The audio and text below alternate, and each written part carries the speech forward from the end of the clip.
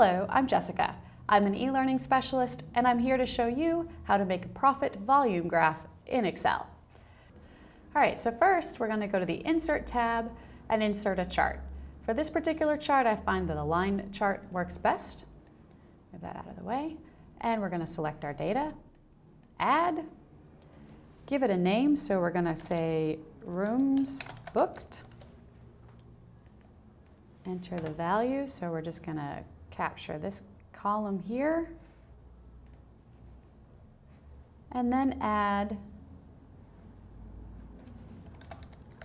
we're going to add the profit per room section, which is this column over here.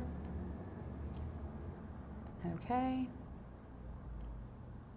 And click OK. And there you can see at 7 rooms, we start to break even. So that's where we need to get to per night.